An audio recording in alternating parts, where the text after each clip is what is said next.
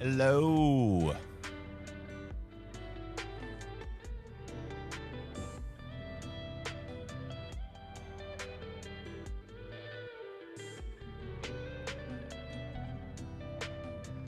Dab dab. What's happening, baby?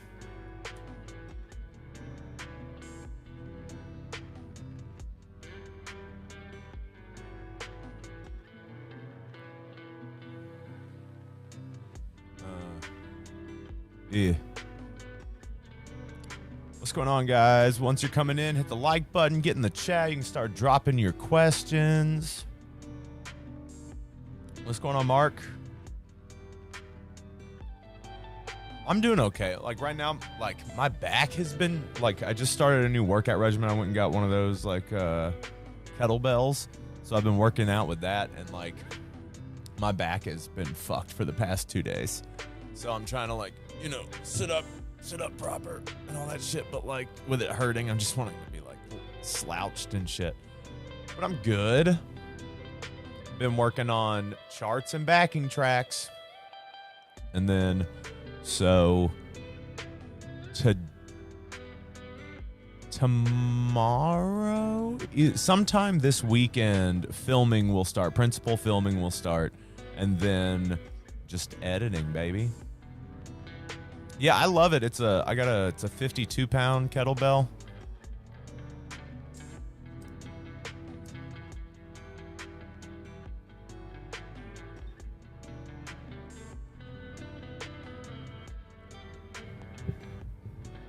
All right.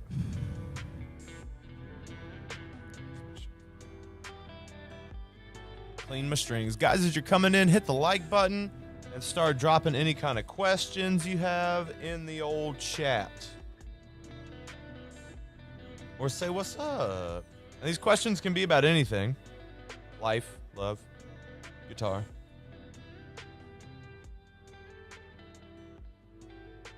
Hell, if you just have a question for me, I don't care. What's going on, Walshy? I'm happy to be your guitar wizard, bro. Always remember to clean your strings before and after use. Makes them last a lot longer, even though I change my strings just about weekly. You never clean your strings? Go to a guitar store and get this stuff.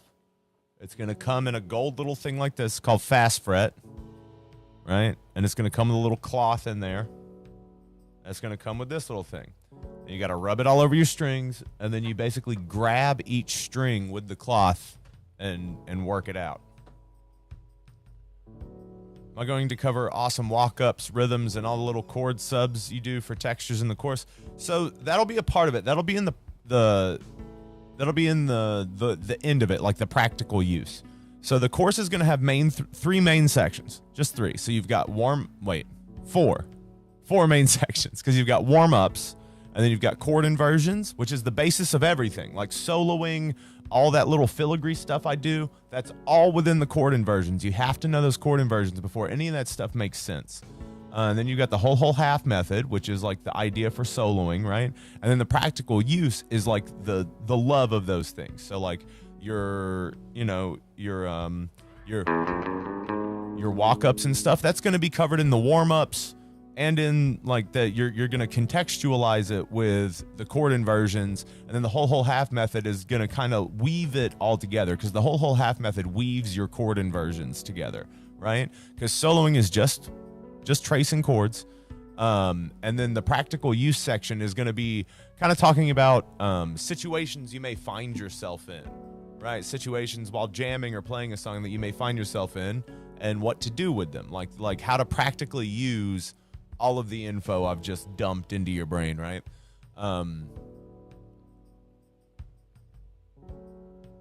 What is going on, Peppa? Playing a little out of tune is kind of cool. Kind of cool. Well, I mean, you're always a little bit out of tune. I don't think anybody is in actual tune.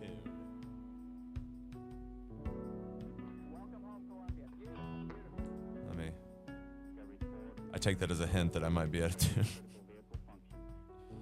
My G string always has to be tuned flat so it works on the rest of the guitar. So, and that's just my nut. I need to get a new brass nut, but I really like the quality of the one that I have.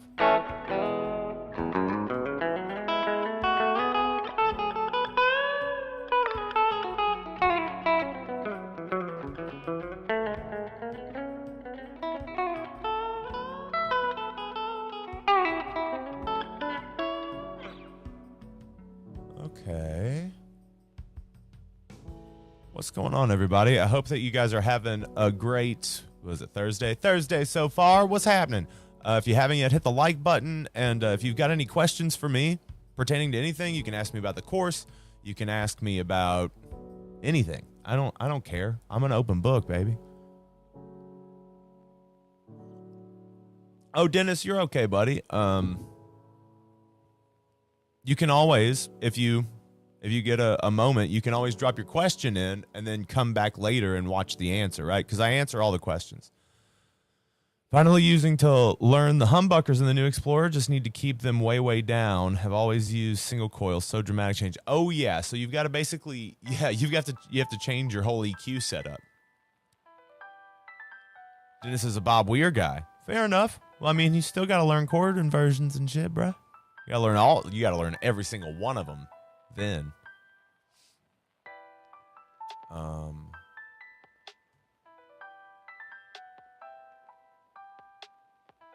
I could, you know what? I could. You guys want to hear one of the backing tracks? You guys want to hear me play along to one of the backing tracks? There's certain sequences I always hear you and Jerry play like 4 notes down, then repeat from the next note. Lazy Lightning, absolutely. Bob Weir guy, strictly in having every STD. What are other sequences? There are certain sequences I always hear you and Jerry play like 4 notes down. So you're talking about the, like that kind of thing? So other sequences that are important. So I think one sequence that is important is learning. So you've got this shape that I call the Bob shape. And so that's what I'm going to refer to it as in the course too. So it's this shape. Right? So this is your Bob shape E. Right?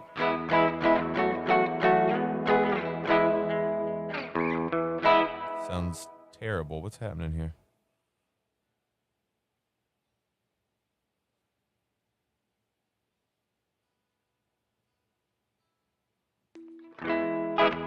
There we go. So like Jerry used this a lot. I use it a lot, right? So, but I call it the Bob chord because Bob was playing it all the time. Like this is the first chord in Cassidy, right?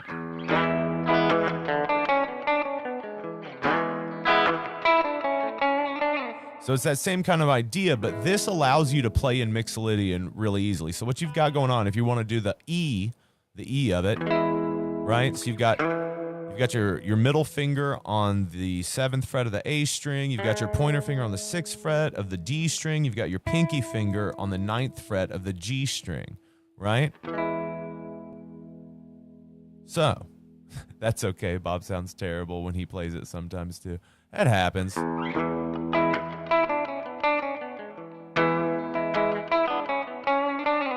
It's okay. No, my G string was out. But so I like to use this shape a lot. So this is like this is really cool. So you've got your first position E, and that moves into your C-shaped E, which then basically, so these two fingers are already doing that root shape, like that C root shape or the G root shape, like that, right? So what you would do is you just switch that out, and then already if you flatten right there you've got your A-shaped E. So I like to use this one as kind of like my middle ground to work back and forth. And I do this all the time.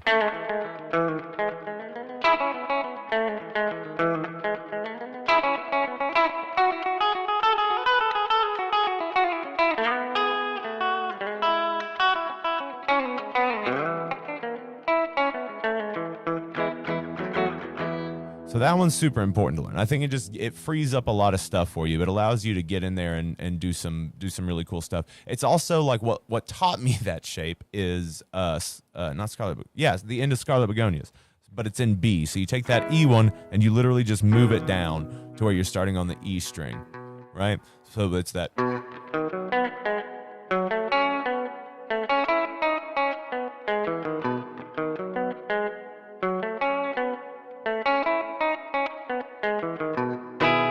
And if you want to learn that, you can go watch the Scarlet Begonias lesson. It's got that in there.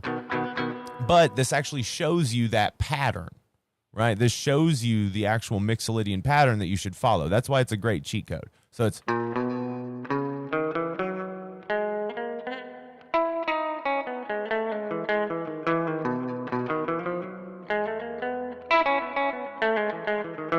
And like, so another weird thing is that like this music allows you... Well, especially if you're kind of like following Jerry's lead on like how to play and stuff like that, there's so much room. There's so much room because you can literally hit almost every note. So like I can, if I've got that going, if I've got B going.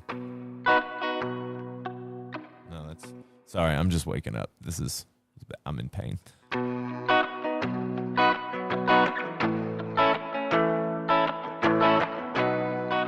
So you got a B to an A there, right? So if I'm playing in B, right?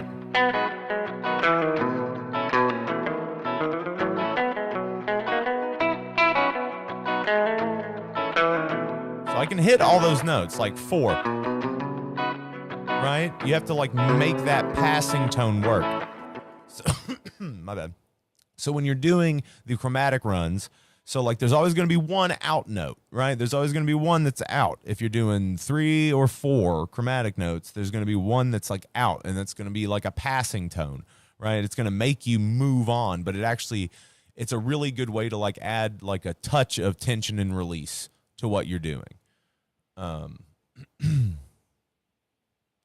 See, was it a helpful exercise to use to memorize the fretboard? I just solo over any chord shape and version, and I find the scale that goes over them, and that sounds good to me. So I don't.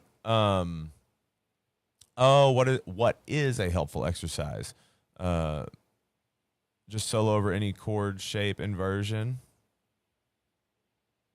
So I just think of shapes. That's all I'm doing. Is like if I know that the song is in E, right? If I know the song is in the key of E, then like I know where my starting point is, right? And then it's a matter of if the next one is going to be like equivalent to an A, or if the next one is going to be equivalent to a D, because it changes what you do so slightly. It just changes 1/2 step to a whole step, if that makes any sense. And again, like this is stuff that gets gone over in the old course. This is all stuff that you're going to learn in depth in the course, right? But as like a little touch over, this is the way I do it. So it's the song's in E. Let's say like an...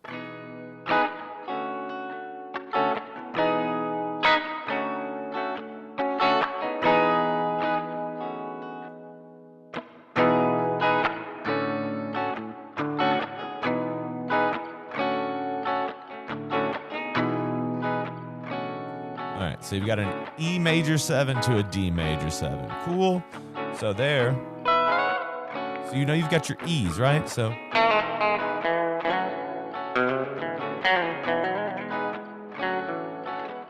See, I'm already in another E right here. So you've got this E to this E.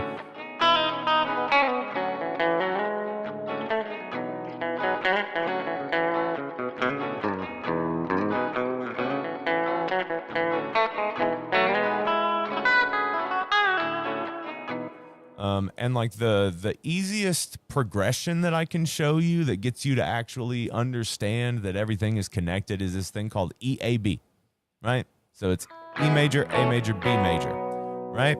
So if you just follow that along with the chord inversions, you literally touch everywhere on the fretboard.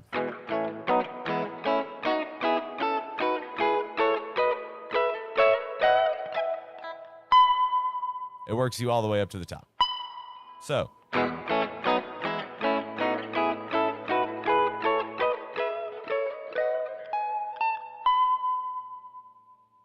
right? If you've got 24 frets, that's all of it. That's because that's 2 necks basically. So you're going from 12 to another 12. Everything's always the same. Nothing ever changes, and there's patterns, and it's the same shit.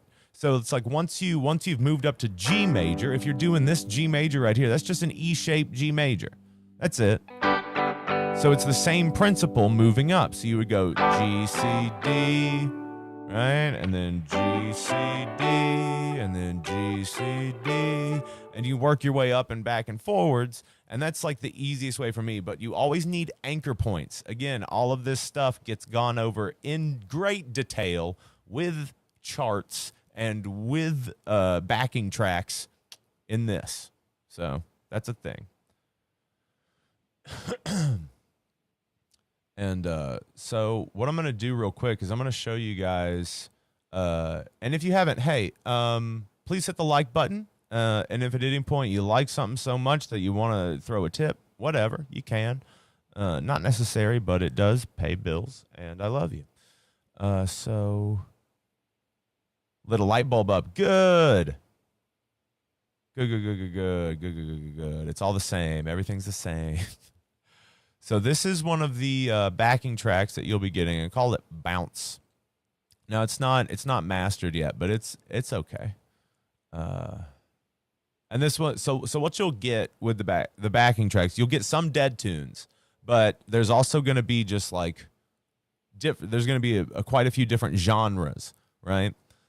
Just so you can see that the way I'm teaching you to play and stuff, it's like you can play over anything. You can literally play over any kind of music using this system. Yeah,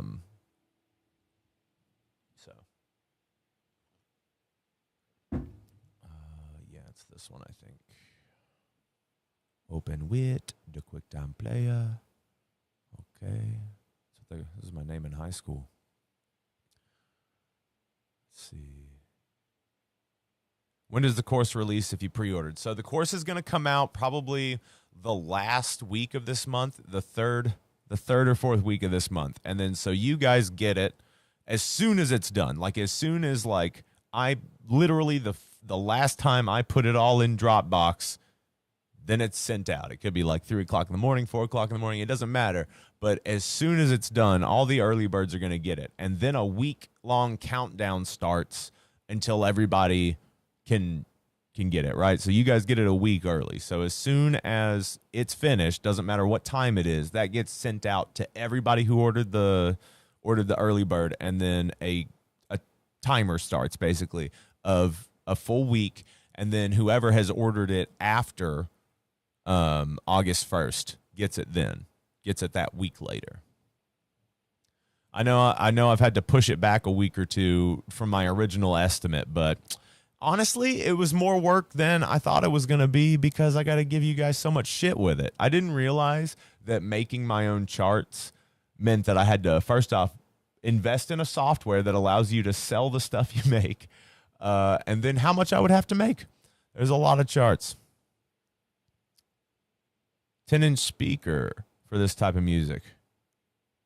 So where do you sign up for the course? Okay, so it's in the description down there, but the pre-sale price is over, so it's now $130 as opposed to $100. But the steps to do it are down there. Let's see. What's my top favorite song to play with St. Owsley? Oh, man, probably my favorite song to play with St. Owsley right now is Ruben and Charisse. For some reason, like that, I mean, that's one of my favorite songs ever, and it's one of the most beautiful songs ever, and I really enjoy the way we play it. I love the stops that we put in because there's some areas for like some really impactful pauses and stops, which like I'm a huge proponent of. Anytime that you can work a nice solid like stop and pause into your song and then pick it back up, dude, that just fucking gets people. So a 10-inch speaker, anything, like I'm going to tell you to go with anything that's around 80 ohms with you need the foil cap. So you need that, you know what I'm saying? You need the metallic cap that goes on them. You don't need the cloth dust covers, right? You want the aluminum ones. That's really the difference. It's just like it pushes those highs and mids more. I mean, because you can get decent jerry tone out of cloth speakers. It's fine. But you're not going to, it just doesn't have that pierce, right? Do I have a recommendation? Yeah, I was sorry. Let's see here. So this is one of the tracks that you'll get. It's called Bounce. It's a little jazzy, kind of churchy almost. It's weird, but it's an E major. So this is it. Hopefully it's good. I haven't really... A little fishy, right? But it's an E.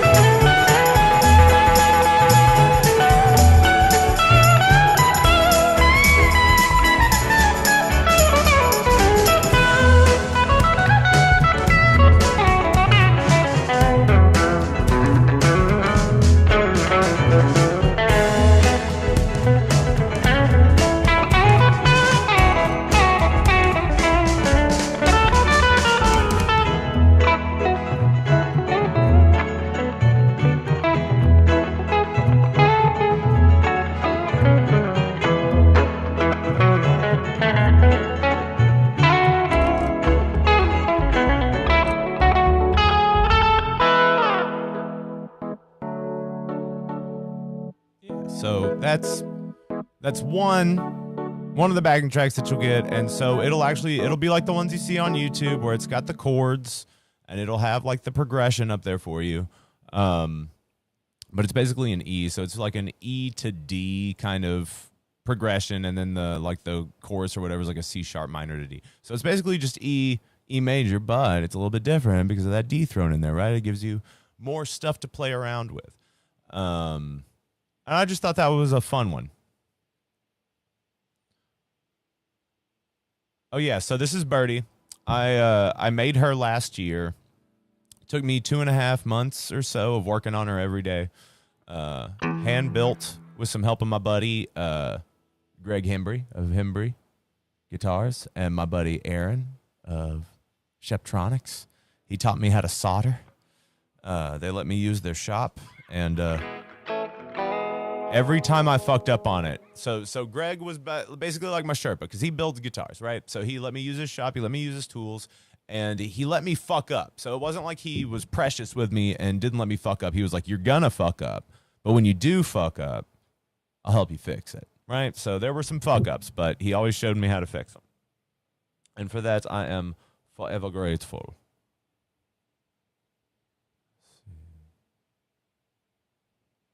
If you haven't yet, guys, hit the old like button. What's going on, Matthew?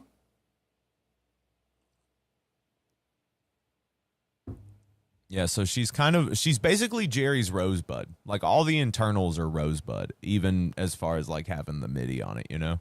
And I've got the Rosebud buffer in there. And the 3 DiMarzio Super 2s. 3 DiMarzio Super 2s. I'm able to split them, right? And then I love this little cutout. So this is based off of a Dion Savage. Like the body style is based off of Dion Savage. I designed the headstock myself so I could kind of get the strings as straight as I could because that definitely helps with the life of your strings. I don't know if you knew that or not, but having not such a break angle on it. How do I hook the Milkman to the interface? So the Milkman is awesome in the sense that it has its own direct out of the back. It has its own like direct box within it, and it also has a cab simulator within it. So that's what I'm doing. I'm running it out to a PreSonus Studio Live AR16, and so I've just got it running straight out with like a 3-foot mic cable from the back of it into the board. And the only things that I have on it in Logic are a stereo spread. Everything else is done with the amp and pedals and stuff. So I've just got it on a little bit of a stereo spread, so it's like a little bit more encompassing, and I can kind of differentiate myself. So when I do play over backing tracks and stuff, it's so I'm kind of like, it's, you know, it's a little bit more well-rounded. Do I use a tube amp? Yeah, the Milkman is a tube amp. So that's the only reason that I went with it, honestly, is because it's got a tube preamp. It runs a 12AX7 in the front end, and then that is run over to a Class D amplifier. So it's basically Jerry's setup just down in this tiny little floor pedal form factor. So it's got that 12AX7, and so you control that with this first knob here. That's like the dirt. That's your heat, right? And then this last one, you can't really see it, but this last knob over here is the master volume, and that allows you to boost the entire fucking thing. So it's really cool. Clark, thanks, man. Sent you the C note for the Golden Road. Looking forward to it. Oh, yeah. Well, unfortunately, you underpaid, but it's okay. It clearly states that after August 1st, it would go up to 130, but okay. But yeah, dude, it'll be good. I will send you your confirmation email.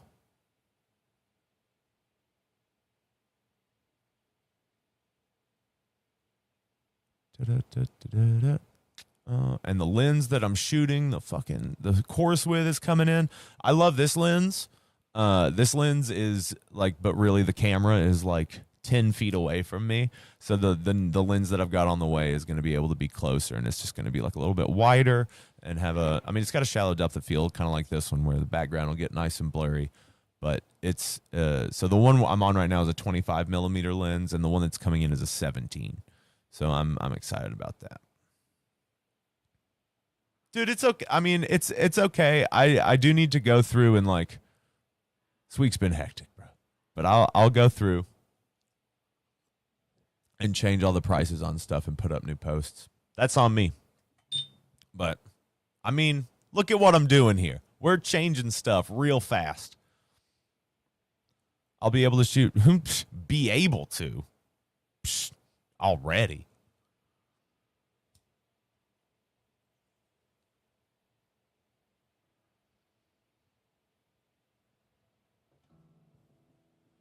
Oh, dude.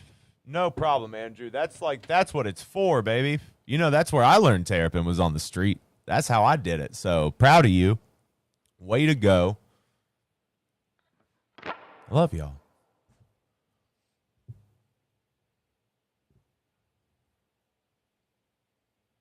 The Dream 65. Never heard of that. Any original music you can find? Well, Toby and I are always working on original music. I'm in the middle of retooling what I want it to sound like, right? So like my stuff like kind of went poppy for a while, but I want to get back more into my roots, which is like this kind of stuff, like the jammy stuff, like the rock stuff, the funk stuff. Like it, you know, my stuff is. Even though it's poppy, it still has like my kind of vibe to it, but it's always like a little bit islandy. So like straight up the backing track that I showed you guys is totally something I would write to. It's, I mean, cause I wrote it, you know, it's like but I like that shit. I like that kind of stuff. Shoegaze album. Well, no, I just like, because I know that a lot of people know me now for this. A lot of people know me for the Dead stuff, but I mean, I can play any type of music. I can play over any type of music, you know? But like you get typecast, you know what I mean? It's like nobody in town wants to do anything with me other than Grateful Dead stuff, which is cool. I mean, it's like, I mean, I'm good at it, but it's like, I'm more than that. Just like our channel is more than that. You know what I mean?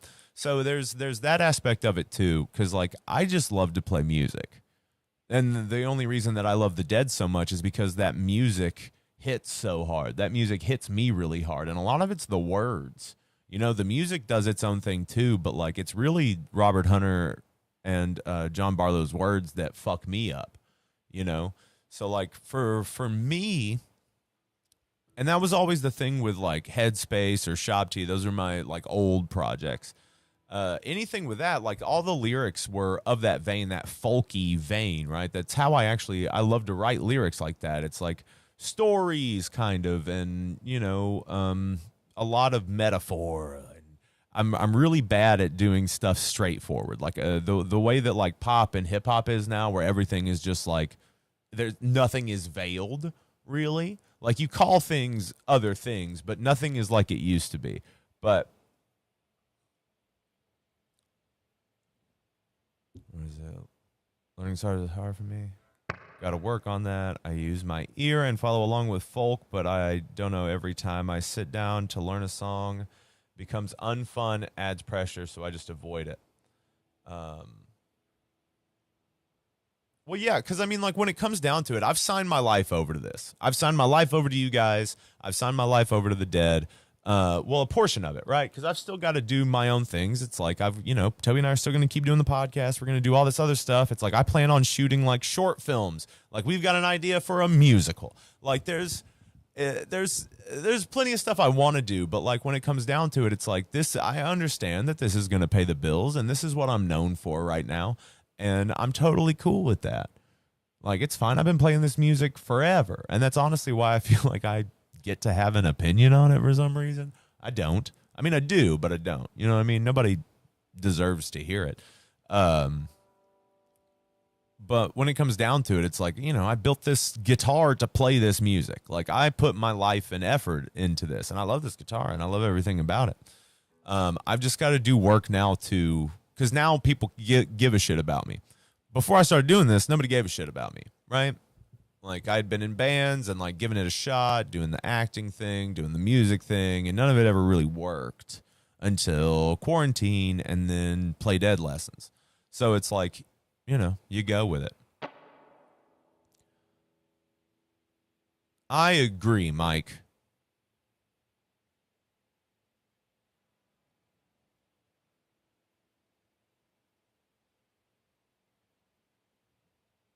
Good morning, John. So let's see. This is different. This is different. But are you and Tubby ever going to do a beer liquor video similar to the Little Debbie one? Yeah, why not? Why not? We should definitely do that. Like, get some booze and just get fucking schmackered while rating them. But like, see, it's like they're all going to get better as you get more drunk. So that could be fun. Yeah, I would love to do a stoner's rank on that.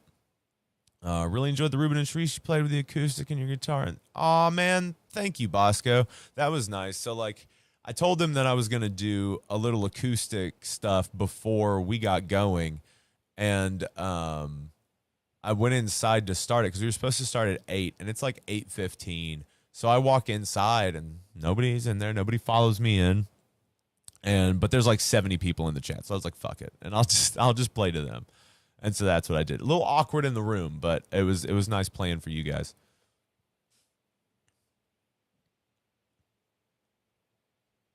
Let's see. Jeremy says, "Hey, Davey, hope you're doing well. I'm doing okay other than this fucking pain in my back, but it's fine. I know Althea's progression pretty well, but would you mind going over the way Jerry embellishes, does the chromatic run-up phrasing to give it that extra taste? Are you talking about just that intro?"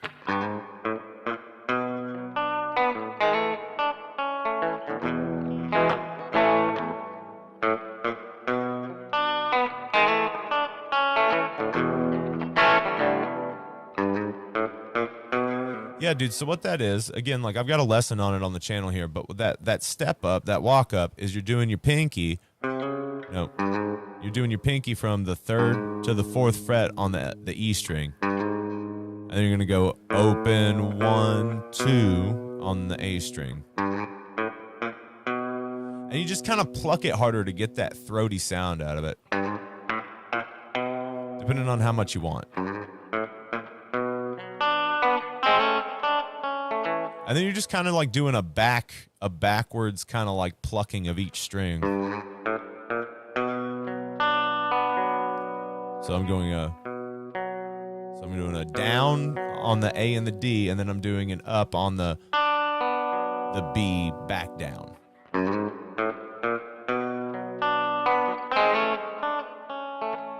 No, it's very rare that I do hybrid picking. Like, I do hybrid picking on some songs, and if I'm, like, busting into, like, some 6th. But, like, that's not really my thing. I'm not really a finger picker. I'm okay at it. Like, I can finger pick some stuff, but it was never...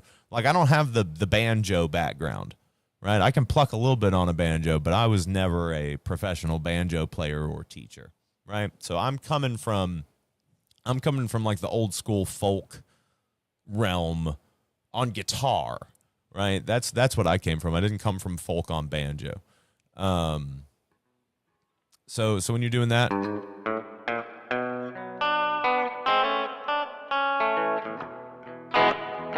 but like effectively I'm doing the same thing he's doing when he's hybrid picking, but it doesn't sound like I'm finger picking, right? That's the difference, is that like he's hitting the...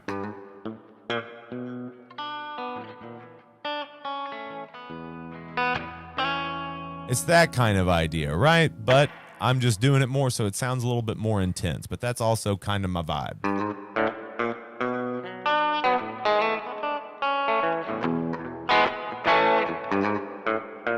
And you can kind of pull anything off if you've got the right dynamics, right? Because if you'll notice the way I play, I really put an emphasis on dynamics. I'm really all about going from like picking hard to picking soft within a very short amount of time. So it's like...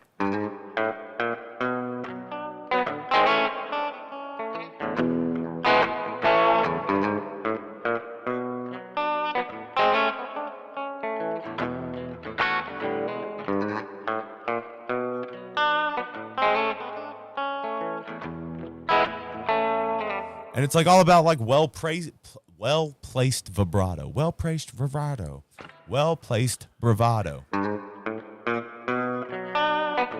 Right? Because I give those strings a little shake and it gives it that kind of like, it gives it that sound.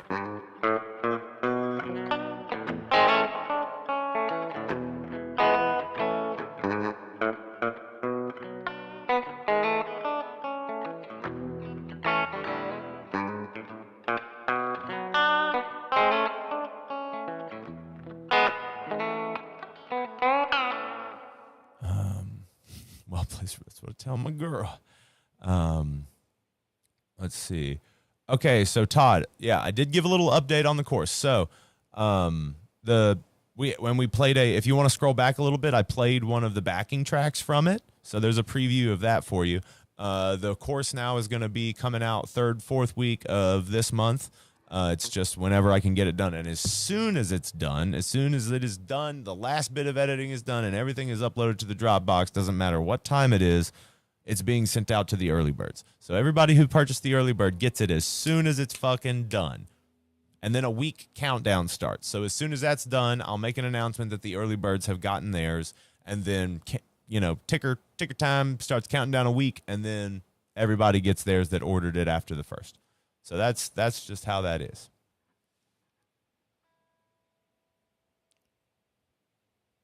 And then, okay, so what is my thinking when soloing modes, chord tones? So, if you're thinking about soloing, you're not soloing, you're thinking about soloing. I mean, that's fair. But so what I think of is shapes. That's what I go through. So you've got any chord shape. Anybody tells you the key of a song, then that's what I go off of. I go off that first one, and then I figure out like what the second one is, because there's a difference between, like, for example, there's a difference of what you would do. I mean, like, note-wise and playing-wise, depending on, like, if you're doing an E to an A as opposed to an E to a D, that changes things a half step. So it would be like, so you've got an E to an A.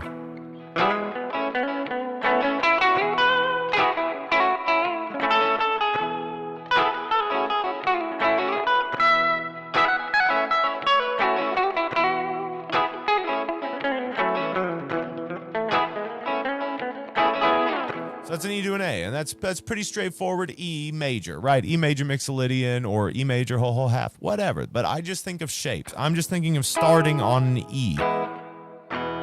And if you're going to A is within the E. It's like it's within all those notes you can play.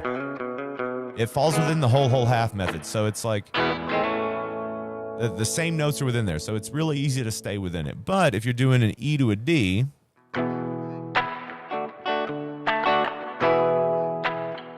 doing an E to a D, that changes it. So it changes it from going down like a half step. So it would change it into a whole step. Like,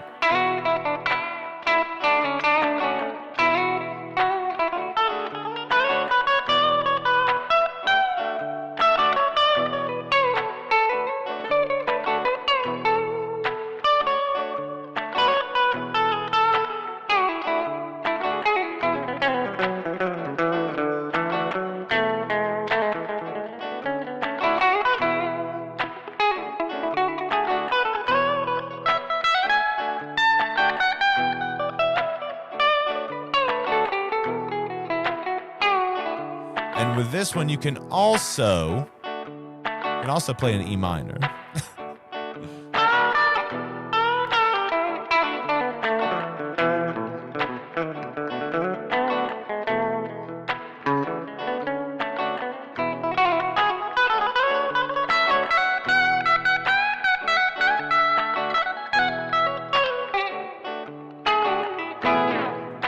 I don't know. I just think that's super interesting. But that's where that difference kind of comes in.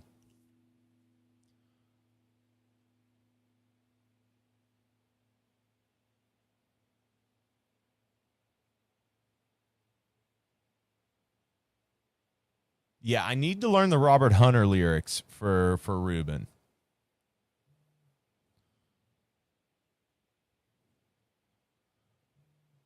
We love you, Wayward. Have a good one. So, yeah. So again, I'm always only thinking about shapes. I know that seems boring, but it really is what like frees me up to not have to think about anything. Like it allows me that free expression. Because if I've got those shapes like burned into me and burned into my head, then like there's nothing. There's nothing that can stop you. Like, because that's literally all it is. And anybody who's telling you different, Is fucking with you. Now, I was gonna say everybody's trying to tell you different. Is trying to sell you something. I am trying to sell you something, but I'm trying to sell you something that, first of all, is a lot cheaper than it should be. It's in like the amount of work that I've put in this thing already. It worth more than $130. It's probably like a $500 course. It's fucking ridiculous, but I'm happy to give it away for $130, especially because like the 13-point lightning bolts. But also, it's like I want this stuff to be super attainable. I want, because like this is the way I basically learned how to play guitar. This is how I do it. I'm showing you exactly how I do things through all these video modules with charts. Like, and here's you guys want a sneak peek of the fucking charts? Let's do that. Here's so this is your E major chord inversion chart. This is what I call the E major link. So this is the link, but so those are your major inversions. So you've got this guy, you've got this E major, you've got the C-shaped E major, right? You've got the bob shape in there. That's those half purple ones. You see that shape it makes? That's that guy, and then you flatten that out for your A shape, and then from there, you've got your G shape right here. We don't really use those. I'm going to show them to you, but we don't really use them. Nobody really uses these because why? Because G is the same as A. G shape, same as A shape. Just why I don't teach the D shape, because D shape is just the same as the C shape. Right? Because if you were going to do a D major like that, C shape.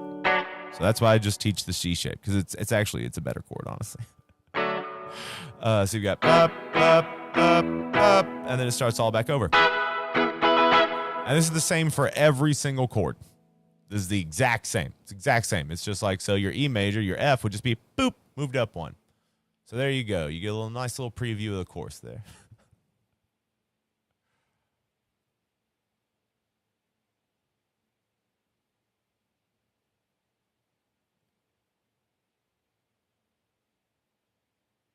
No, okay, so you can still order it, but now it's you're basically still pre-ordering it, but the sale is over.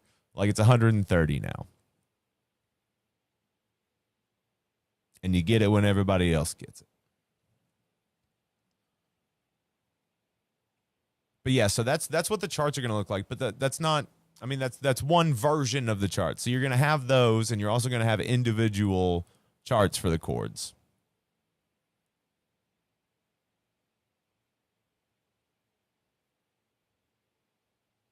Although the G shape is your basic first position. Yeah, but it's like it's still, but only for G, right? Only for G, because everything else you don't use it. So like, as you'll see, like here's the G one. So da da da da da da da da.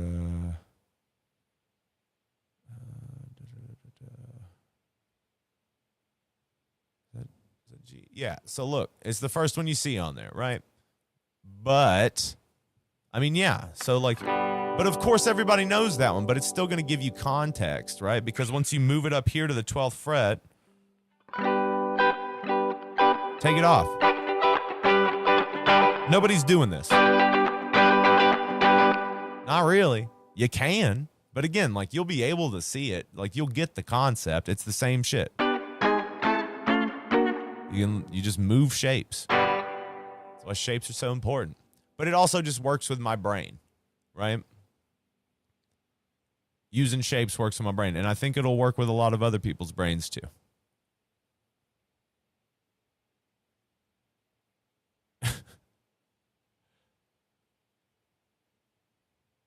But it's that same basic concept as like the fucking bob shape chord. You're still doing.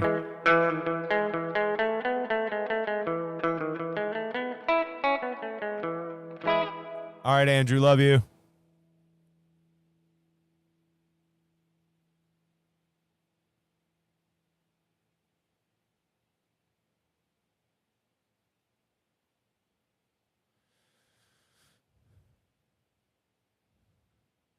Play G shape with pinky on low E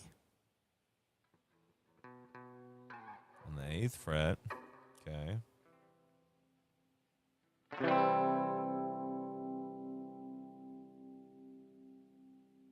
Wait, yeah. Well, so that's okay. Yeah, that's the G for C, yeah? But it's also the A-shaped C.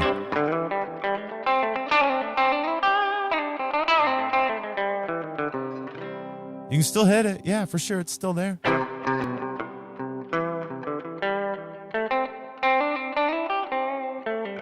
But I'm not teaching pentatonic. That's not what I teach. I don't teach pentatonic. I teach people better than that. Pentatonic's boring. No, you have to add in those half steps. Make it mixo. But you don't have to. I'm just like, I just don't teach it like that. I don't know what to tell you. That's not the approach I take. That's not, because again, I'm not thinking about it in terms of scales. It's like, I don't give a fuck about pentatonic. I don't really care about Mixolydian or Dorian. I just know that that's basically what I show people how to play in, right? So to me, it's not about committing those things to memory. Like, good evening. Yeah, I refuse to think about it that way, because if I then start to put myself in that thought space of, okay, well, I've got to do it like this, then it takes me out of it. It takes me out of it almost completely. So by doing, look, it's that same basic principle, because look at the similarities here. So this shape right here, what I call the bob shape, is right here, right? You've got these three little notes. You've got these notes that make that shape, right? But as you'll see, you can see the same shape right there. It's the same shit. Same thing, right? Same exact thing. And you see how they're all connected. Like, you can play all these in the same sequence. And like, yeah, so everybody gets when you buy the course, you'll get all of these to download. So like, I'm going to send everybody this Dropbox link, and then you all just get to download everything within there. So you'll have all this stuff, to print off or to have wherever. Oh, awesome, John.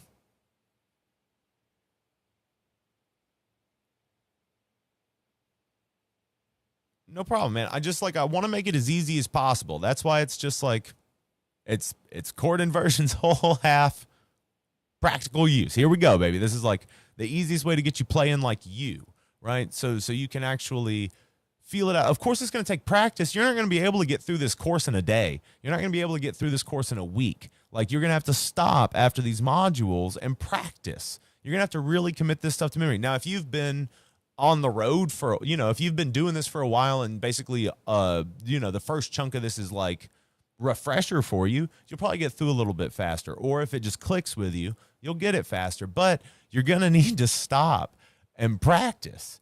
Like, you have to commit some of this stuff into memory. But like, yeah, you can blow through the whole thing and get an idea, but you're going to have to go back. Like, that's why I'm putting all of these charts in it. That's why I put so much work into the charts, is so you guys can have these visual aids. Like, I don't use charts, so it was really hard for me. And I'm also dyslexic, so it was really hard for me to make them in the first place. But I think that it's going to be invaluable. And I think that it's going to be really good for you guys to have the visual representation, along with just like learning that it's three major shapes that you're working with, but that bob one is added in and is really nice.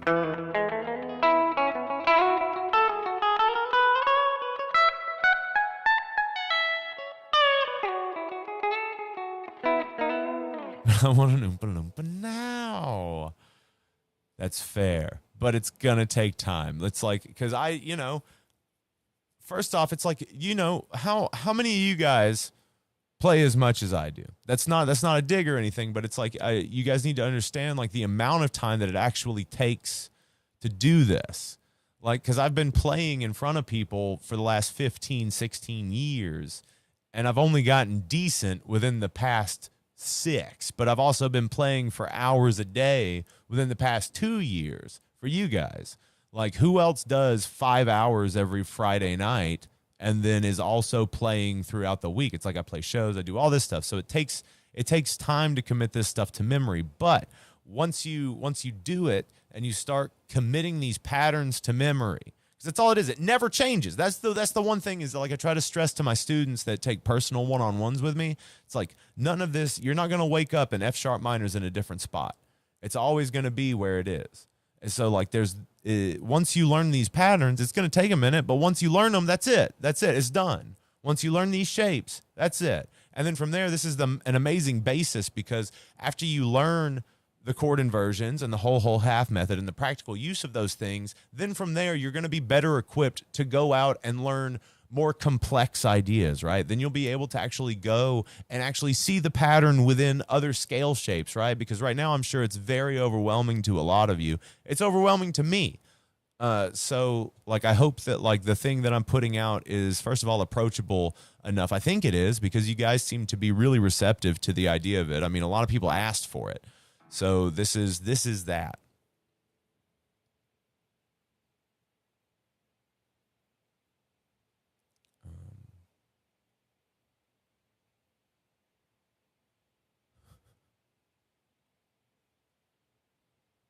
Right. Instant gratification takes years of dedication. Well, I mean, like, it's not going to take that long, because, again, this is the easiest way to look at it. It's about how much time you want to put into it, and then how quickly you're able to realize that it's all the same. Because it's like, if you learn, and then we'll go over the relatives too. That way you have, like, a better understanding of, like, when someone tells you A minor, that's really C major. I'll teach you all the relatives. So it's like, so anytime I'm playing in A minor, I'm playing the same shit I would be playing in C major, because it's the relative. It's the same thing with B minor and D. It's the same thing with C sharp minor and E. It's the same thing with E minor and G. And I'll show you how to figure out all those things. Of course it's worth the payoff, because I get to, like, there's nothing in my brain there's nothing that pops up in my head and tells me how to do something. It's like, I'm able to actually shut off and become a conduit and just kind of let my hands do what the song needs.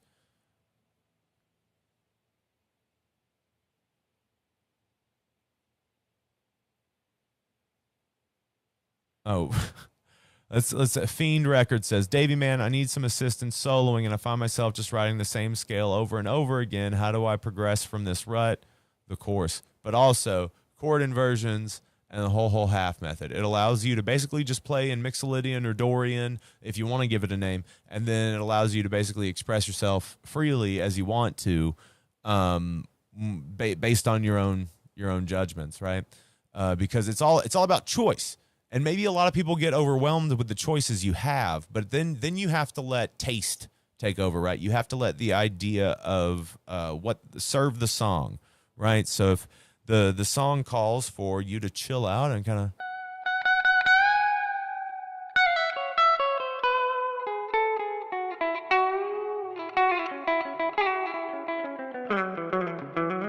because you've always got so many choices with each note you hit, right? It's overwhelming. There's a lot you can do. You can either do a pre-bend, you can do a bend, you can do a step up, you can do that shit, you can do a lower bend, you can do that kind of shit, or you can chromatic, or you can hit a chord.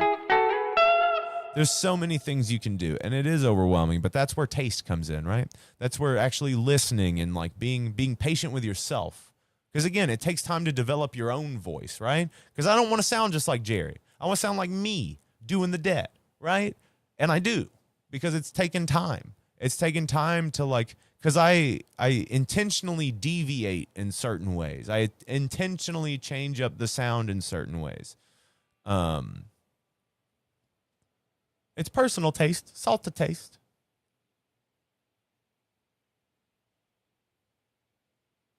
How the heck is Chattanooga today? It's actually not so fucking hot outside right now, I think. It might be. Let me check the weather outside.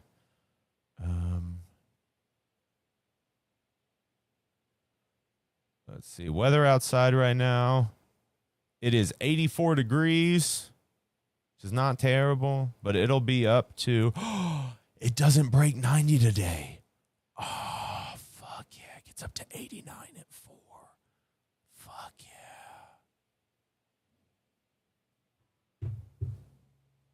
Aw, thanks, Dave. Oh, dude, it's mostly, I mean, there's a lot of guitar players, but like, man, I don't know how to tell you how I don't identify with where I'm from. I dropped out of high school at 15 and started hitchhiking around the country, selling DMT. And then, yeah, it's like, I'm, everywhere you go, people find you as a commodity because you're from Tennessee. But in Tennessee, you're just a dime a dozen, right? Because like when Toby and I were out west, people were just like enamored with us because we do the thing, we have the thing that they wanted, right? So the Dead wanted to be Southern. They wanted to be a Nashville act, right? Jerry wanted to move to Nashville to be a banjo player. So like that permeates throughout that music. And I think that's why a lot of Tennessee players can do it pretty good. But also that's like we have that kind of thing. We have that whatever that is. Well, whatever that is that the West Coasters want. It's strange. What was the first Dead song you can remember learning? Friend of the Devil.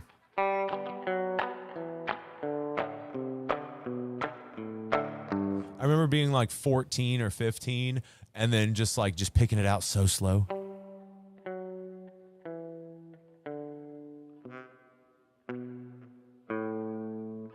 Right? But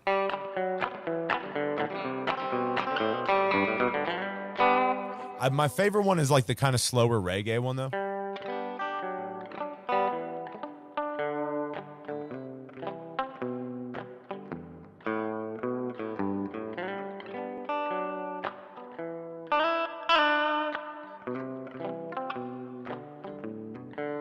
And also, man, like there's so many little things that you can do to zhuzh up your playing, like even just like that, like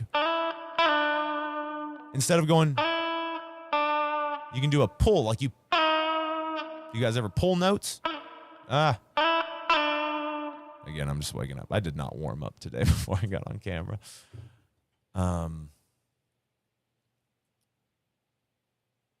You ever think of some type of social media page where your students can all get together and share our progress, conversation, etc.? That is a great idea. That is a great idea. So what I'll probably do then, I like that. Great idea, Keith.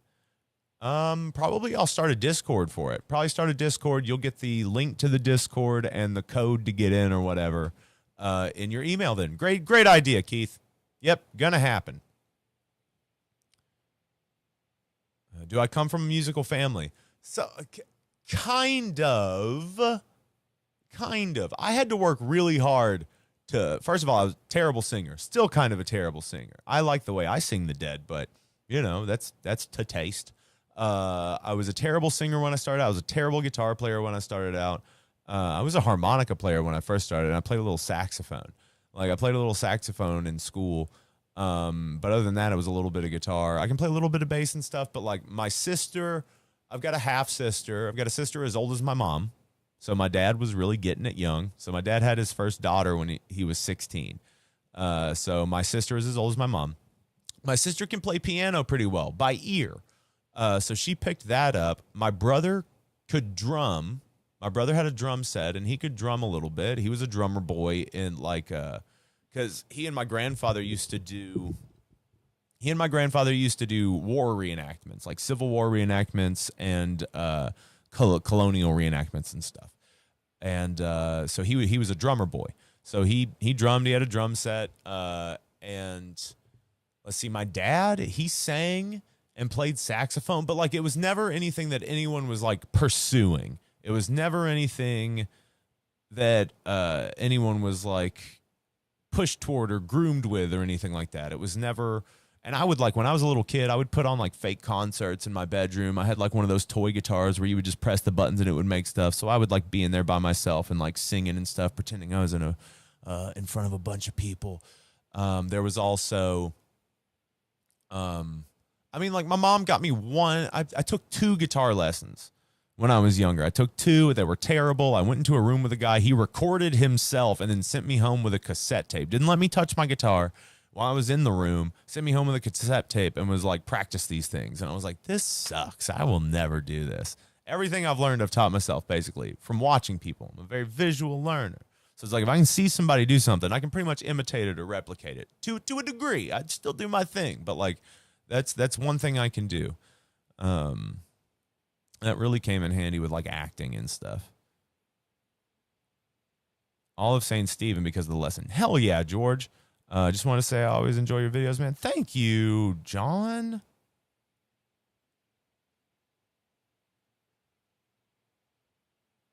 I appreciate that, man.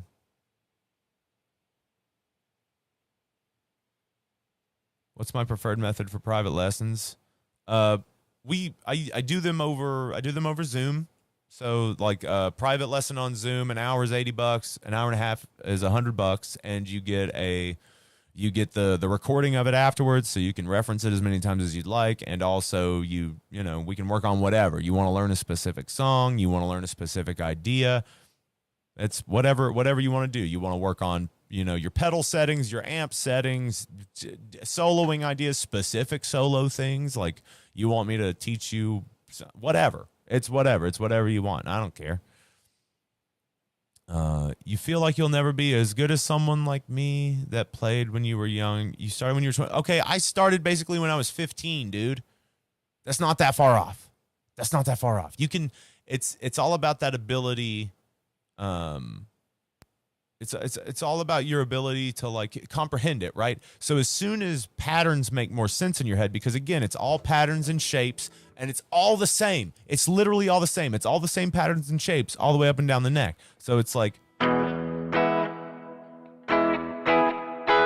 same shit, and then you move it up a step. That's an F, right? So it's from E to F. It's the same shape.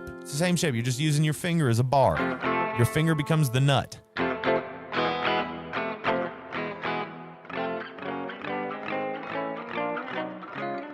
You just have to commit to memory which one's which. And then from there, you follow that same pattern of where everything is relative to the first one you started, and it's over and over and over and over and over and over and over. And those are all the notes you can play. And so you basically show yourself what you can do every time. It's just you don't recognize it, right? You don't recognize that you're showing yourself all the notes you can play, because don't be scared of it. It's never going to change. It's not a revolving door. It's not the fucking hallways in Harry Potter. You know what I'm saying? It's not the Overlook Hotel. You're not getting caught in some Kubrickian nightmare. It's finite. Your individuality is what makes your playing different. It's what makes it sound technical. It's what makes it sound, it's what you feel needs to come through, but it also takes practice, because you've got to be able to make the moves you want to make, right? So if you want to rip out a fast line, you've got to be able to actually physically do it, right? But it all just depends on how you want to do it. But I think you totally have the ability to do it.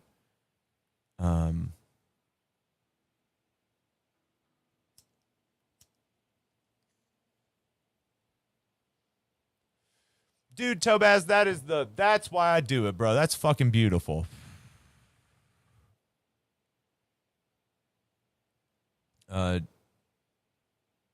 Let's see here.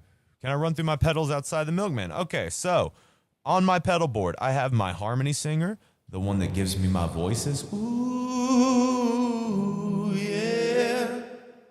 Ooh. And it also has my reverb for singing. But you can turn it off. And then next to that, I've got my Jer Drive. So Jer Drive is a FET boost that I made with Aaron of Sheptronics. We partnered together on that, and we sold a run of them. So this is that. Without. With. I kind of use it as an always on when I'm doing the St. Owsley, because it gives that kind of like, because Jerry played a little dirtier when he was with Jerry Band. So I do that to like give it a little bit more dirt. And then from there, we go into my pedal, or my tuner, which is a Diodario. And then I've got a Spark, mini Spark over here. And then I've got a pedal I can't really tell you guys about right now, because I'm still testing it out and doing a review. So the review of it will be up next week. So I'm not going to tell you what it is yet. And then I've got, that runs into my delay pedal, which is a cheap little Gakko dripping delay. And then that runs in to my, wait. Where are we running to? Wait, no. Okay, so the one I can't tell you about goes into my octave pedal, which is a Mooer pure octave, and then that runs into the Boss DS1, and then that runs into the delay pedal. The delay, no, shut up, David. And then, fuck, what is happening?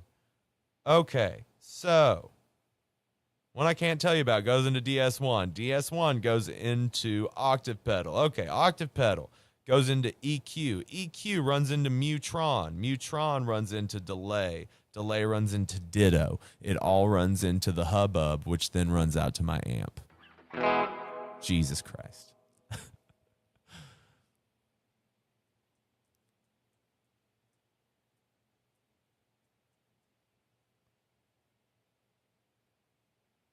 Whoa, happy birthday, Greg. You like to take a lesson. Lack of natural music ability is equally matched to the patience and desire to learn. Well, perfect. Send me an email. Send an email to tobyanddavey@gmail.com, and we'll get you set up, bro. You went from playing standard tuning to only playing in open tunings on acoustic. They sound more complex, but it's easier to play. You also have to find whatever works for you, right? So it's like I teach stuff in standard tuning. That's what I do. So it's like if you're not into that, then the course is probably not what you want to do. But if you want to learn playing standard tuning, that's the way to do it. What specifically is that harmony drive for? Vocals? Yes, it is specifically for vocals. So, but what's awesome about it is that your guitar runs through it too. So you've got two mic inputs, or you've got an input and an output on the back. So the mic runs into the pedal, and then it runs out to my board, but the guitar also runs through it. So your fucking backup vocals are perfectly in key with what you're playing, right? They're following what you're playing on guitar and not your voice. Does that make sense?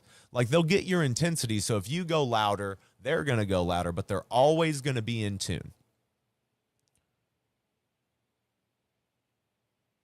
And it is a TC Helicon Harmony Singer 2. I've had problems finding people to play music with. The majority of people I know in my area have no interest in playing music. Yeah. Wait. You're up in Nashville, right? Aren't you? Or wait, are you in Murphy's? Because you're in Tennessee, right, Pepper? About 2 hours away from Nashville. Okay, so is it going to be one of those things where you need to move? Or is it going to be like one of those things where you have to, like, what's the closest bigger town to you?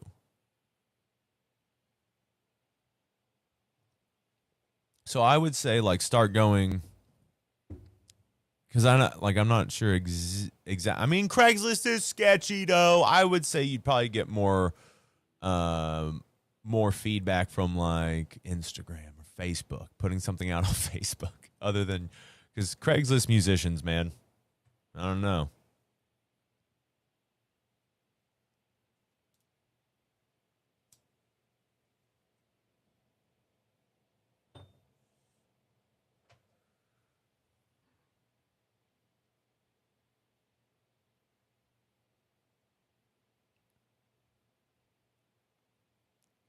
Okay. Welcome to the course, John. Welcome to the course, Tommy. Welcome to the course, Stanley.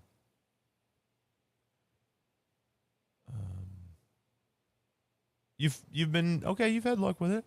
You can't move because of work. Your closest bigger city would probably be Clarksville or Jackson. Okay, so is there a way that you can set up a dead night? Like, is there a local bar? Is there a local venue there that you can go in and you're like, I want to start doing an open dead jam and see who shows up? Because every town has deadheads. Every town has deadhead musicians. So I would say just give it a shot. Like, go into whatever local bar that you frequent or is there, or whatever small venue, Small venue like we do with the Dark Roast, right? It's a smaller venue, but they have us as a residency, right? I think that would be a move. You could definitely make that move. And it wouldn't be too out of the realm of possibility.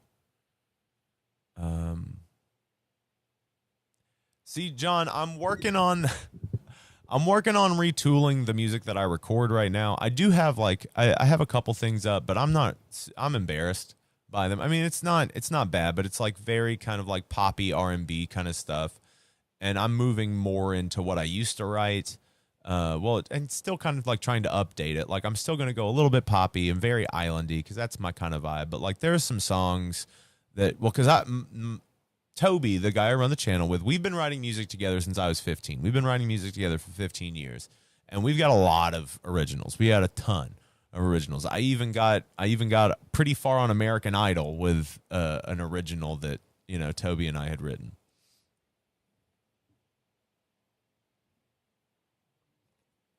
Yeah, Pepper, don't go looking for them. Let them come to you, right? Well, no, it's just from like a few years ago. So it's just like I don't think that it's like listening to it with the ear that I have now. It's just I don't like it, right? I think it's okay. It's an okay song.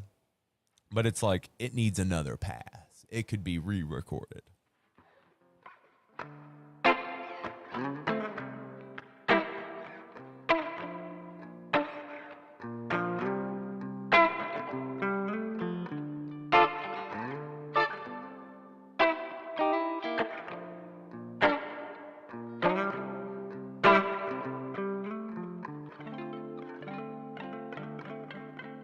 No, they did not use any of my footage. Well, maybe I think they used like a split second of my footage in one of those shows. No, I did not make it through. I made it through 4 auditions and got to audition in front of Katy Perry, Luke Bryan, and Lionel Richie. They didn't like me though.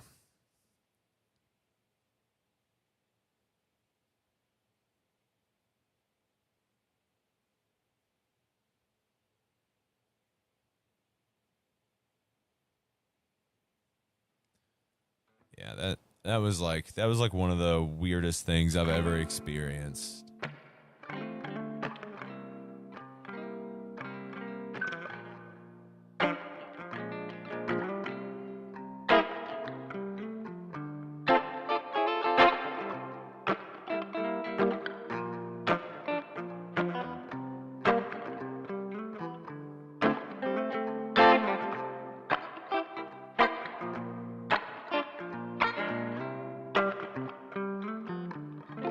Dave, it's all just about it's about just changing Dave says could be worse, could be as bad as my music. My campfire songs do not translate well to electric band format, but I'm working on it. So the best ways to do that is simplify what you're doing, because anything that you're going to do on acoustic or on a campfire, you're doing everything, right? So you're like playing big open chords. You just got to tone it all down.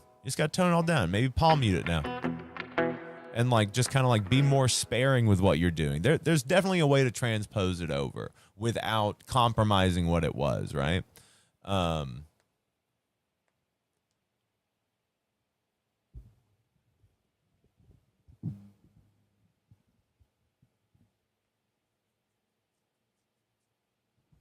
y'all want to hear the song that almost got me through American Idol? I know some of y'all have already probably heard a bit of it, but I know that I've fucked it up a few times, and we'll see if I don't have to fuck it up.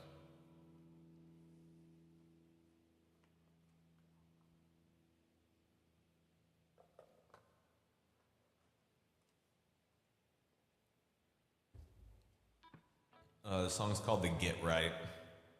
It's very, very much that. It's funky and.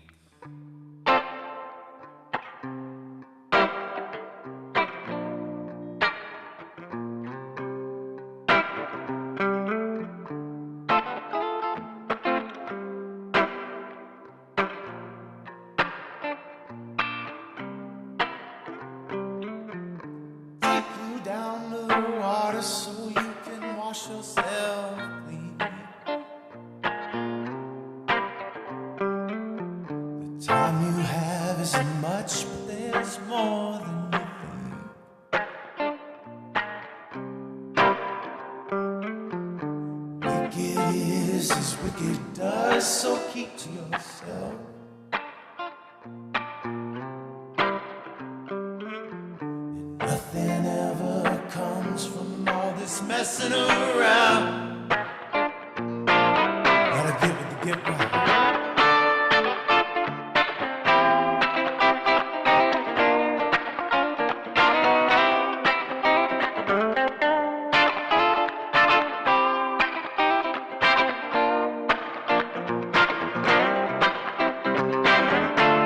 Stumble, falling, crawl right across the floor. You could be the better man.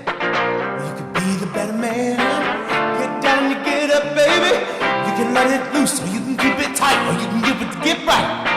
Go on, give it the get right.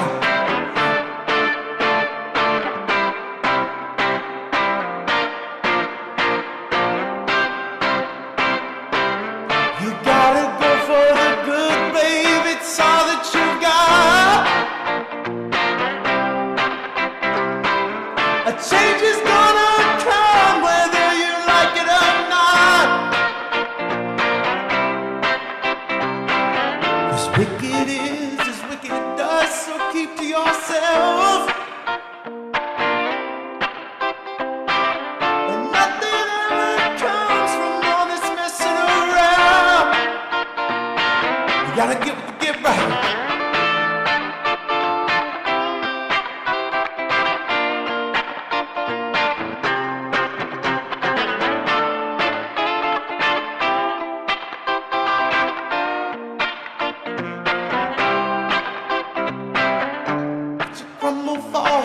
Cascading out into the sea. You got the best of me, but you won't get the rest of me. Then get out, get up, get over, get yourself out of sight. You gotta get with the get right. Come on, get with the get right.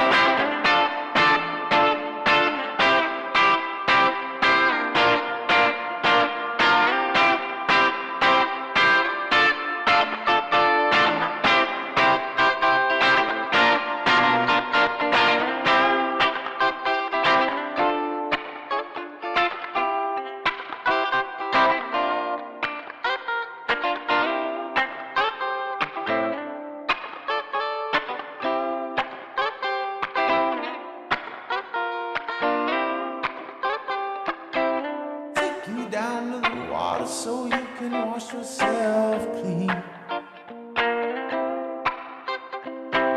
The time you have isn't much, but there's more than you think. Wicked is as wicked does, so keep to yourself. And nothing ever comes from all this messing around. You gotta get right.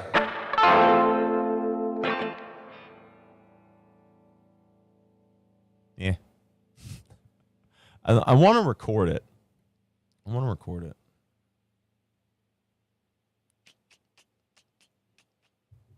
Whatever. That's not great. That wasn't great, but it's fine. I really do love that song, though. That song's really fun.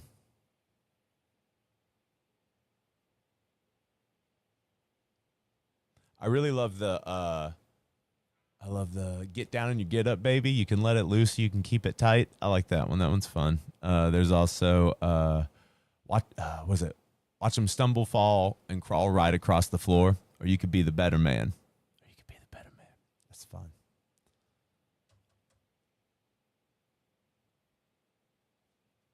Yeah, I really like that what is it?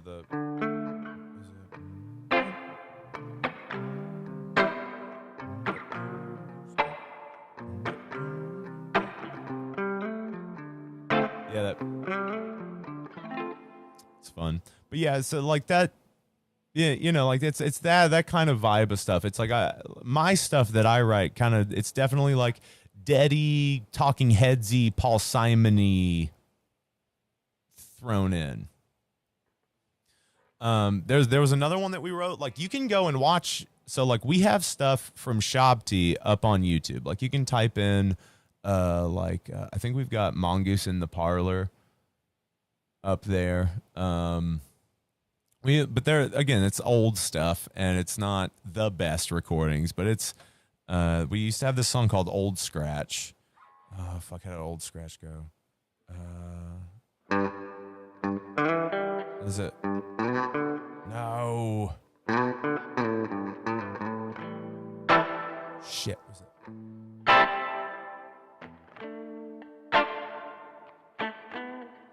it? Is it? Oh, there it is.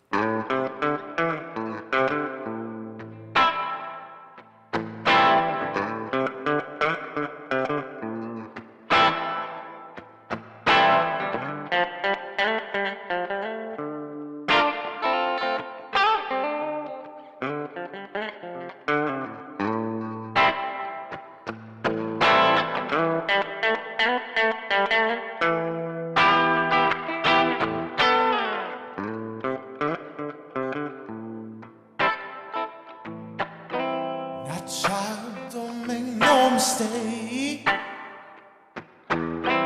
They'll try to drive you from your faith. They've been around a time or two. It looks like they've set their sights on you. So listen what your pappy say. Those boys will put you in your grave.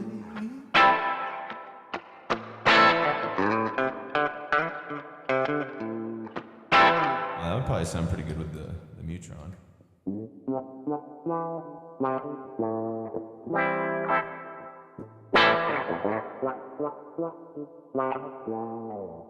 That's kind of fun.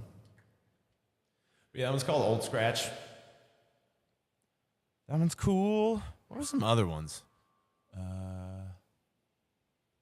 Well, Mongoose, but that one's very like. I'd say. I don't remember. Fuck, I would have to listen to it, but you guys can go listen to it. It's a little older. Could be retooled to not sound so goofy. But yeah, I really that one's good. There was one that's like there's one that's called Embrace, and it's like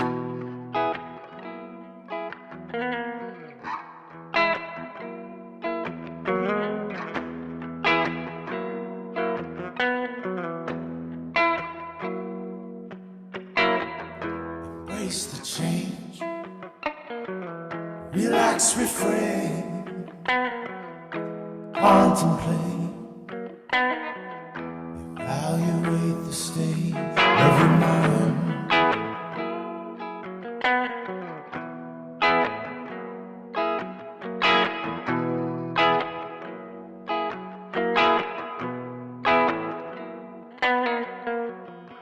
Instantly content and free.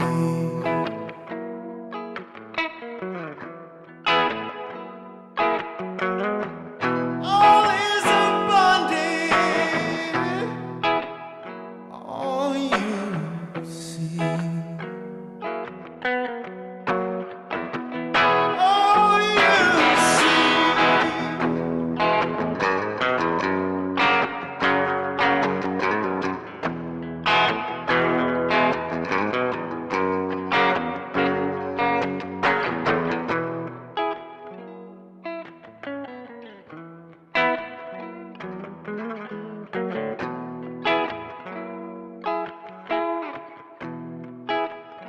that one's fun. I don't remember the rest of the lyrics. I'd have to look it up.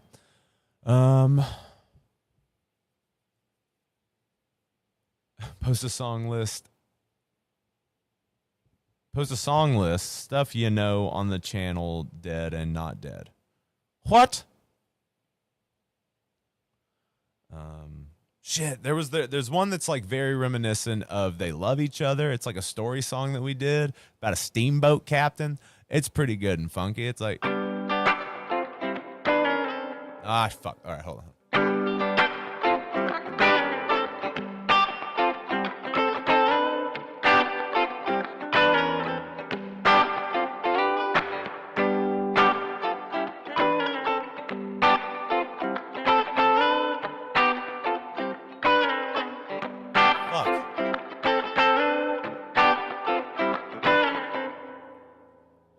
I gotta get that roll right. That's not good.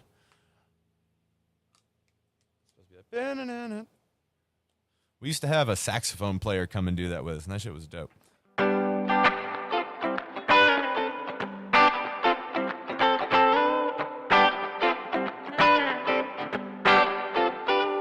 been a steamboat captain ever since the day he changed his name. He's been moonlight riding just to keep his darling entertained.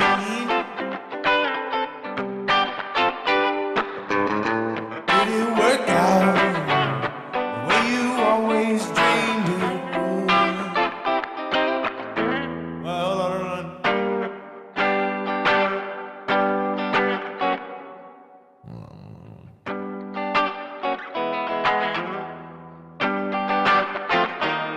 Shit. Is that right? Is that right? Did it work out the way you always dreamed it would? Ah, that's it, yeah. What's the rush now? Came all this way, so give up the good.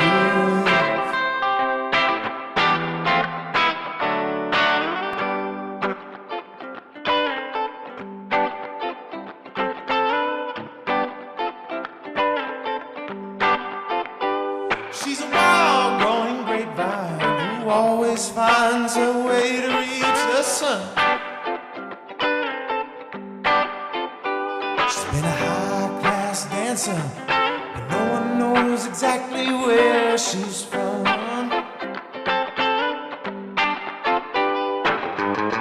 Did it work out? No, the way you always dreamed it would. What's the rush now? Came all this way, so give up the good.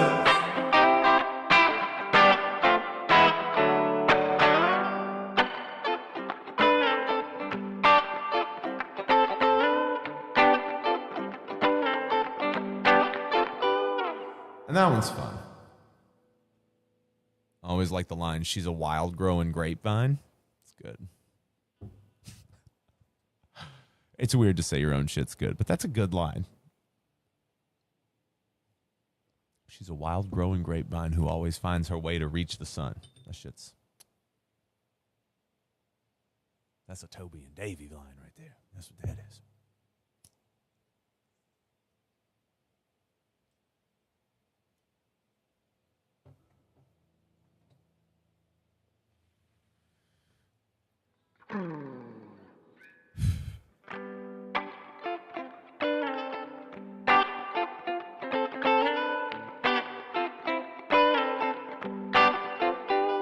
And then like that chorus was always like so complex for no reason that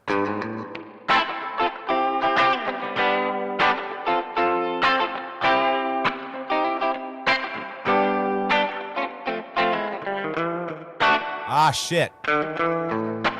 That's it. That's what it was.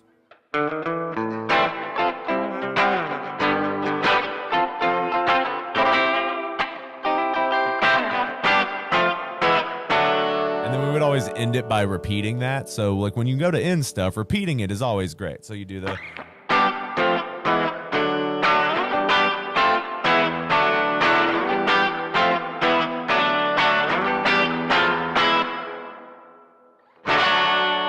then you would hit that pause on that the one before and then build some tension and then settle release. What are like some other ones? There's some that are just like gone. You know what I mean? There are some songs that are like, I don't know if I'll ever remember them. But there's... Fuck, what else did we play with Shabji? We had quite a few. We had...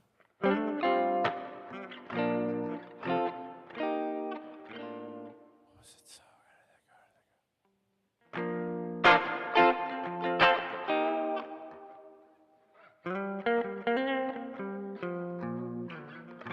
And we had like some instrumentals. We had like some epic instrumentals. We had one called Himalayan Banquet. It was like, ah, shit. No. That's it. It's a G to a B. So ah. Something like that.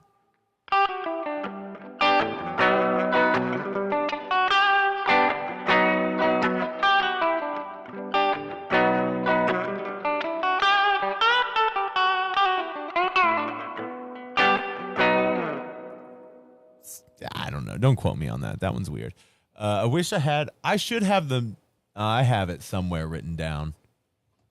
Because I wrote it down for Parrish when he needed to learn these songs.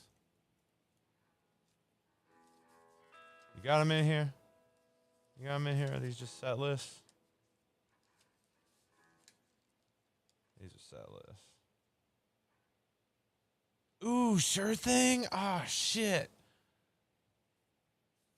Ah, fuck. How did Sure Thing go? It says like, no such thing as a short thing. There's no such thing as a short thing. There's no such thing as a short thing. Mama, there's no such thing. There's no such thing as your thing. Mama, there's no such thing as a short thing. There's no such thing as a short thing. Mama, there's no such thing. No, come on. Yeah, so that one song in G is called I Wouldn't Lie to You. The one that was very They Love Each Other-esque. I wouldn't lie to you. And that's straight up from Will Ferrell in Eastbound and Down. That's no lie. I wouldn't lie to you. Oh, you little... Come on. Aha. Ah, okay, yeah. I'm so glad I wrote the chords down for myself. Holy shit.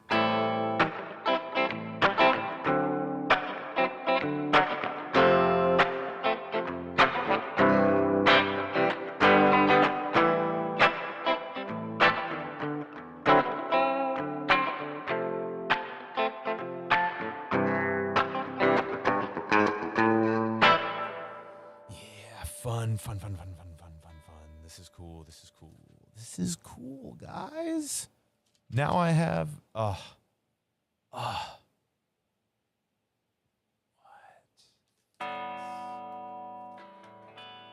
Yes. Oh, shit, we used to do a Tom Waits. Y'all like Tom Waits? We used to do New Coat of Paint.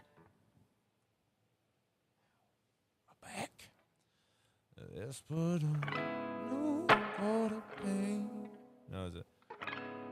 New coat of paint. On some more time. Summer will be knocking down. You wear a dress, baby. I'll wear a tie. We'll lather that bloodshot in that burgundy sky. Hell yeah. Bloodshot moon in that burgundy sky. Okay. Oh shit, another road. There was like, tell them what they've got to run. Yeah, you wear a dress, baby, I wear a tie. Fuck, how did that go? That one was a jam, too. Middle of the middle, tell them what they've got to run. There's a storm coming in from the east, and if we like it, then we'll make it all the way to the sun. To the sun.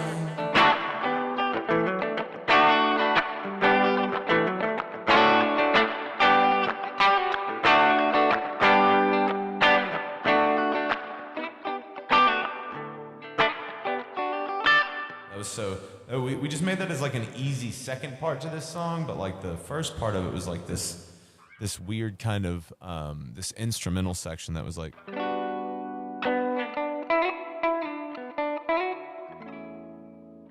No, it starts on A. My bad.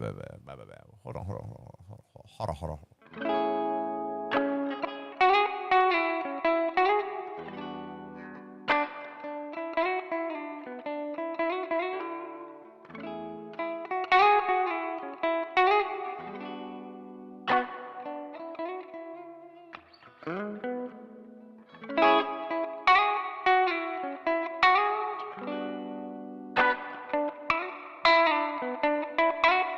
No, there were lyrics. Hold on, it was like, and the stars that will align, trace the patterns that will arise, and all that has been promised to you will be waiting across the great divide, with wisdom from the rolling tide. I set out to conquer my youth, innocence fading. Ah, shit.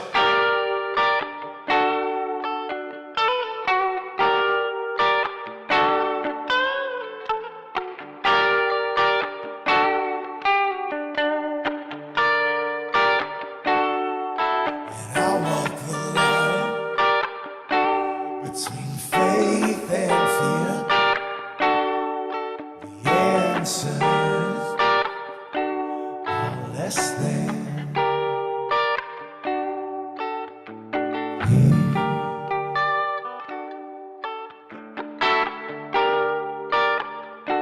Home fills my ear. Home fills my ear. Home fills my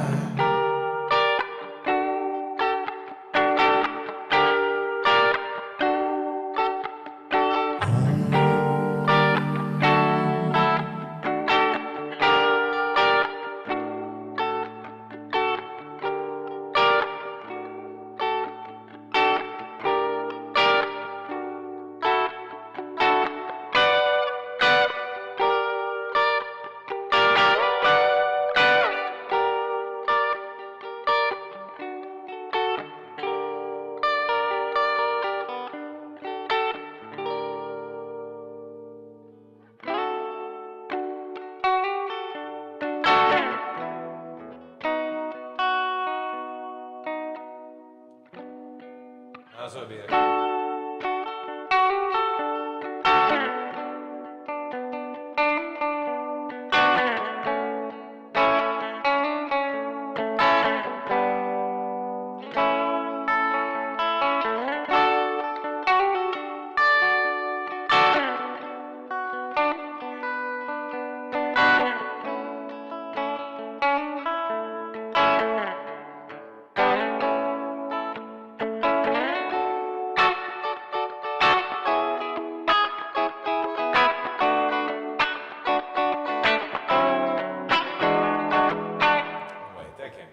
That can't be right. What are you talking about, David? Hold on.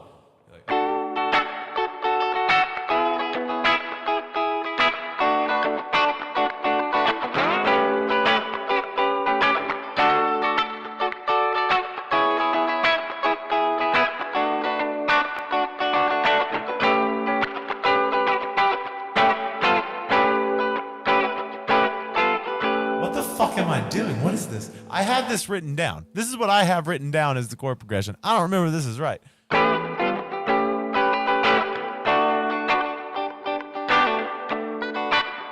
don't know, but it's supposed to be this big epic jam over these things into that other thing. That's weird. But it's got that big epic start to it, you know. It's got that almost kind of like Add a Siding Terrapin vibe to it with the...